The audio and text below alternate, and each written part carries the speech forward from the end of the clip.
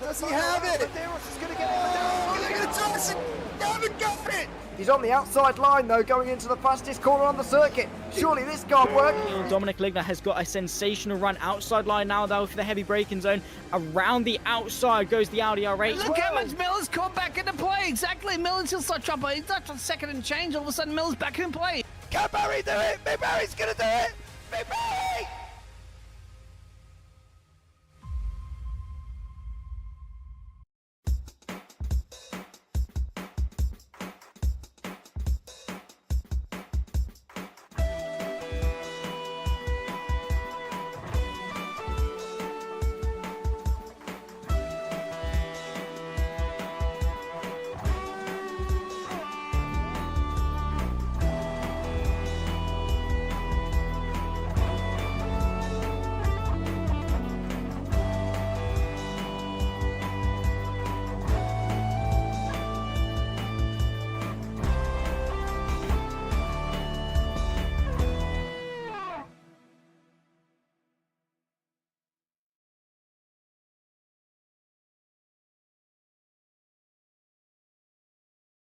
Hello and welcome to the Virtual World Sportscar Championship historic event of 1985. Round 3 of the championship takes us to the Tuscan region of Mugello in Italy. I am Tom Cairns in the commentary position. With me is Ed Hunter, who we'll speak to in a moment. But a quick rundown on the calendar for this season. We've done 2 rounds already in Daytona and Sebring. It is Mugello today, 250 kilometers it will be for today's event. Then it's off to Le Mans on the 3rd of May, 2.4 hours that will be for the event. Monza in Italy, we go back to Italy for then on the 5th of July. It's off to Silverstone in Great Britain later that month on the 26th, and it's off to Hockenheim in Germany on the 8th of August. And it's to Motorsport Park in Canada on the 23rd of that month, and it's off to Spa on October the 4th, then it's to Brands Hatch on the 18th of October, then it's to Fuji, Japan at the beginning of November, and the season will conclude in Sandown on the 6th of December. Now, as far as this Mugello course is concerned, it's a very, very nice flowing racetrack. It has to be said, 5.24 kilometers or 3.25 miles if you prefer, located in Scopri e San Piero. 15 corners in total. The most designated overtaking areas is pretty much down at San Donato, although don't be at all surprised to see drivers sending it up the inside at other corners around the racetrack. Now, in case you're wondering what is that orange section, for the first lap, there are no active overtakes for that particular section of the course. Once they go past turn 9, then active overtakes can take place. Before we run down on the championship stand-ins, let's introduce Ed Hunter, who's patiently been waiting. Good evening, Ed. How are you, sir?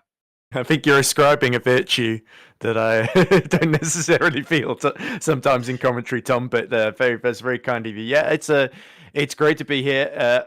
Lovely circuit, Mugello, in the sort of Tuscany hills. Always looks fantastic in the background with all that elevation changes. I think I agree. San Donato is probably the long run into it is probably the most obvious overtaking opportunity. But I've seen a few cheeky little moves, maybe into the 4-5 chicane or sort of out of the Arabiatas downhill towards 10, 11, 12 sometimes, or maybe even the final corner if you've been really US. But yeah, I think having the sort of orange first sector as well, or sector and a half, I guess I should say, is a sensible call because I've seen it so many championships, especially endurance racing. You've got everyone bunched up together at the start. It can just lead to, if you just let them race into turn 1, it can just lead to instant red flag and neutralizing the race anyway. So yeah, it's a really, really fun championship, especially if you like those Group C monsters that sound magnificent, by the way. And yeah, we're going to be hearing a lot of them here in Mugello.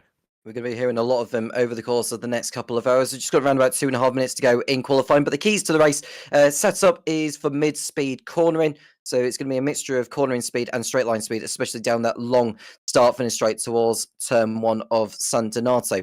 There's a few passing opportunities. We've mentioned them where they are. So San Donato is going to be the most designated place to get it done at.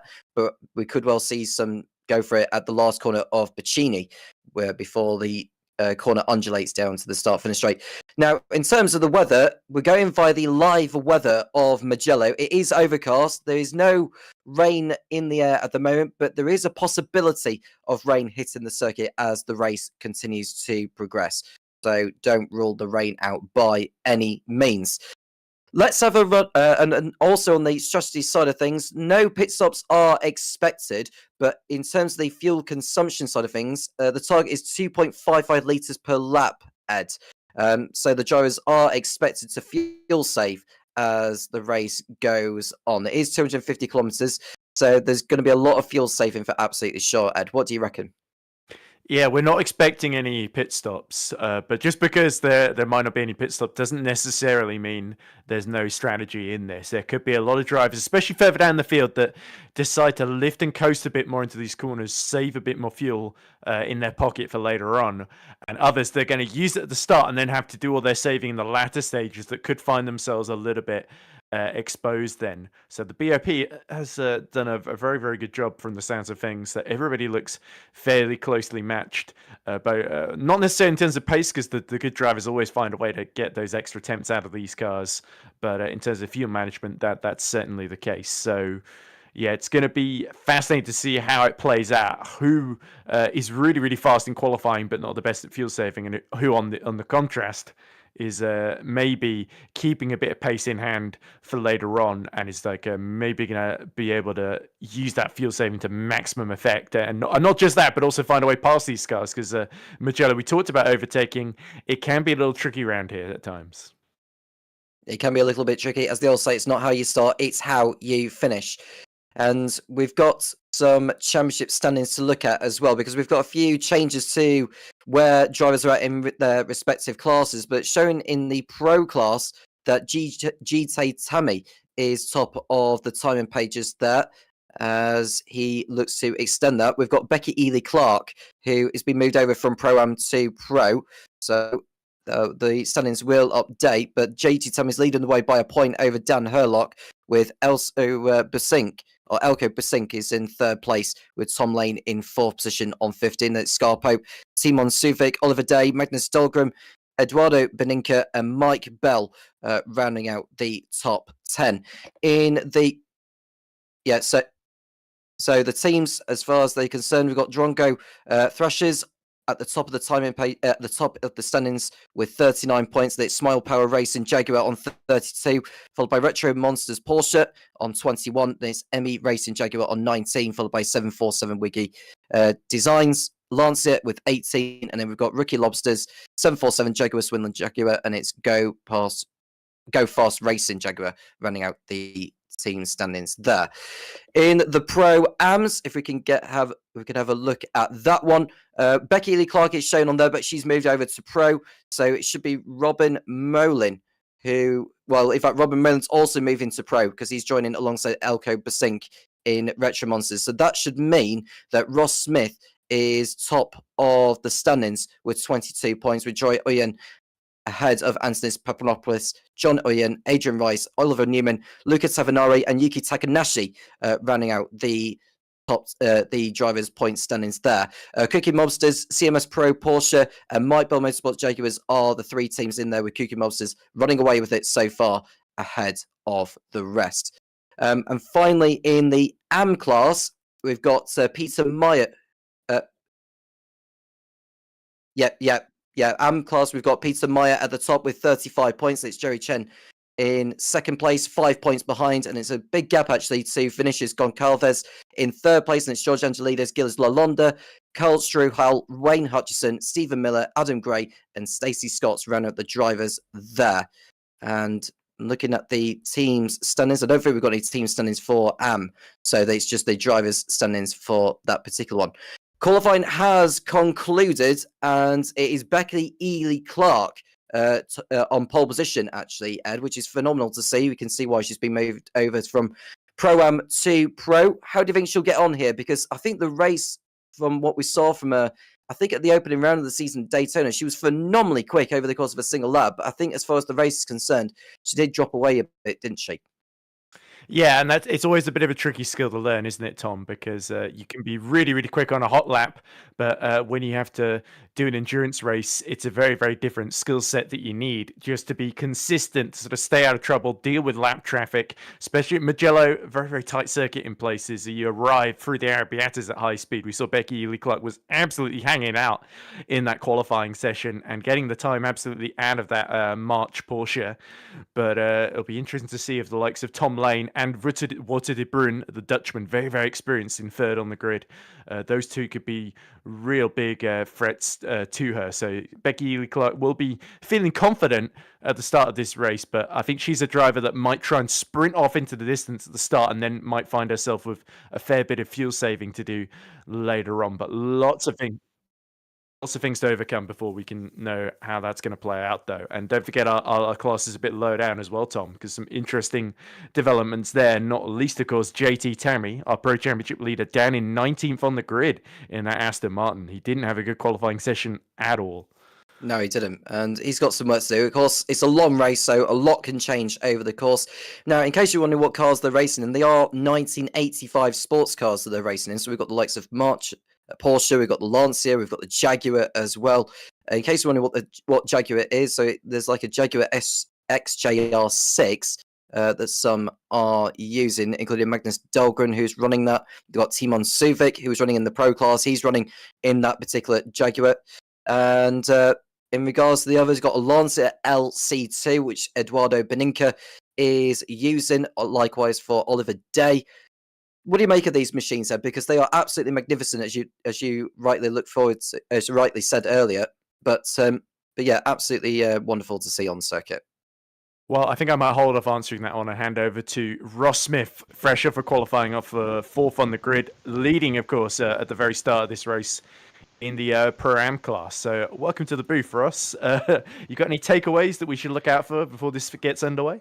Oh, thank you, gentlemen. Ed. Yeah, it's a March 1-2 front two rows here, as to be expected. The March is extremely fast in qualifying trim, so it's totally unsurprising to see them up there. The Lancia is also very close with the turbo. I'd say for today's race, kind of going back to your car discussion, you're going to see the 956s and the Jaguars be pretty strong. The Lancias are going to be really strong too. You've got two really good drivers in there, Beninca and Kirsten. Both of them will be very quick, and don't count out Oliver Day. He's a bit of a wild card. He can certainly throw down some extremely fast laps. It's just sometimes, if he gets a little distracted or something, that can throw him off. But the 956s, I mean, they're going to have really good pace throughout the entire stint. So I think realistically, it's going to come down to tire management and of course fuel management is going to be a big one. Who's going to be able to do proper lifting coast and make sure they've got enough going to the end? But everybody is going to be looking at the skies because there are clouds all around Mugello and nobody's quite sure exactly what's going to happen. So there are a lot of strategies ready to be played. What is the risk of rain then, Ross? What are we thinking?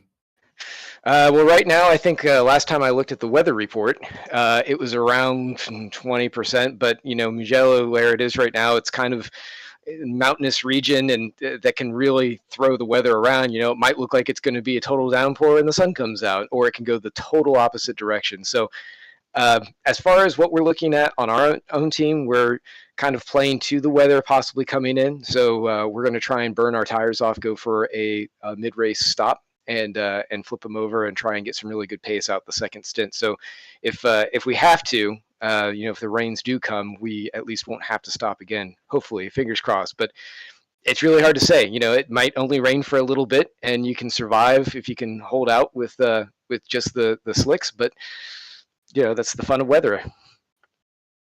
I just had a look on the weather radar, by the way. It says rain starting in 19 minutes, about 60%, 56% chance of rain over the next hour or so. So it's balanced. It's like a coin flip. It could go either way at this point. Yeah, and it's something that every one of us is kind of fearing. These cars, especially on this track, they demand so much downforce, so much of that ground effect coming in and giving you that grip through the corners, just because Mugello is very, very long, sweeping corners. But if you start having that taken away from the wet, it really makes things dicey. A lot of these cars are set up to be able to take advantage of those long corner grip zones. So if you suddenly introduce slower track times and everything, it's really going to throw things off, because then you have to derive all that grip from mechanical grip, and I don't know if the cars really have it. Yeah, they are pretty old cars, aren't they? And that's quite accurately represented with how twitchy they are at the rear, that they don't have the downforce that your modern day hypercars do, nor do they have the hybrid batteries, of course, to worry about. So I guess in a way it makes them simpler to drive, but also there's a little less tricks to help you out through some of these corners. Oh, 100%. Yeah, they're absolute monsters, and they're ready to flip you around just like the coin for the weather, because you'll think that you have the grip, and all of a sudden your car goes up another millimeter, and suddenly it feels like it's cut in half, and then you're sliding off into the gravel. So it's a lot to think about. So instead of trying to maintain systems and whatnot, you're just mentally just checking everything, the human calculator, just going through, feeling out what everything is doing at every single point. It's very